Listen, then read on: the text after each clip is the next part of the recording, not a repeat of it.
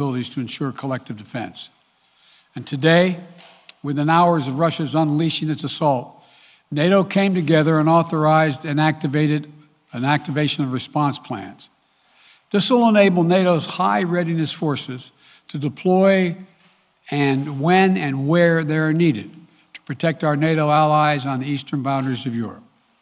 And now I'm authorizing additional U.S. force capabilities to deploy to Germany as part of NATO's response, including some of the U.S.-based forces that the Department of Defense placed on standby weeks ago. I've also spoken with Defense Secretary Austin and Chairman of the Joint Chiefs, General Milley, about preparations for additional moves should they become necessary to protect our NATO allies and support the greatest military alliance in the history of the world, NATO. As we respond, my administration is using the tools, every tool at its disposal to protect American families and businesses from rising prices at the gas pump. You know, we're taking active steps to bring down the cost, and American oil and gas companies should not exploit this moment to hike their prices to raise profits. You know, in our sanctions package, we specifically designed to allow energy payments to continue. We are closely monitoring energy supplies for any disruption. We've been coordinating with major oil producing and consuming countries toward our common interest to secure global energy supplies. We are actively working with countries around the world to elevate collective release from the strategic petroleum reserves of major energy-consuming countries.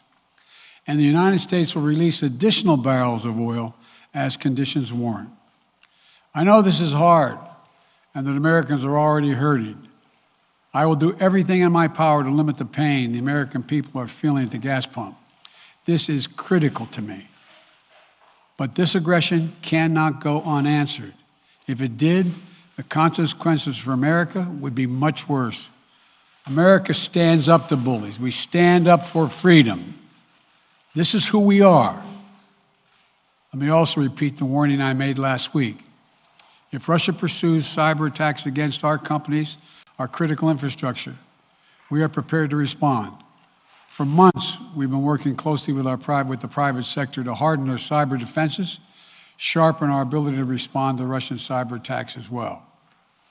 I spoke last night to President Zelensky of Ukraine, and I assured him that the United States, together with our allies and partners in Europe, will support the Ukrainian people as they defend their country. We'll provide humanitarian relief to ease their suffering. And in the early days of this conflict, Russia propaganda outlets will keep trying to hide the truth and claim success for its military operation against a made-up threat.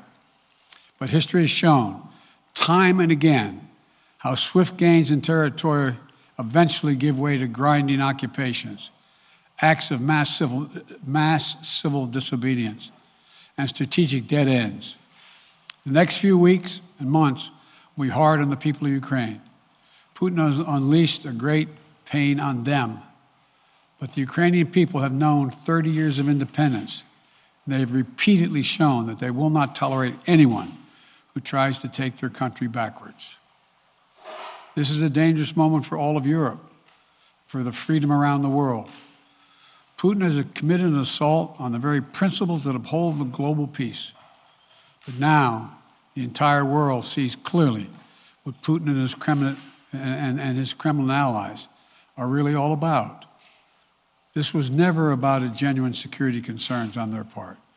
It was always about naked aggression, about Putin's desire for empire by any means necessary, by bullying Russia's neighbors through coercion and corruption, by changing borders by force, and ultimately by choosing a war without a cause.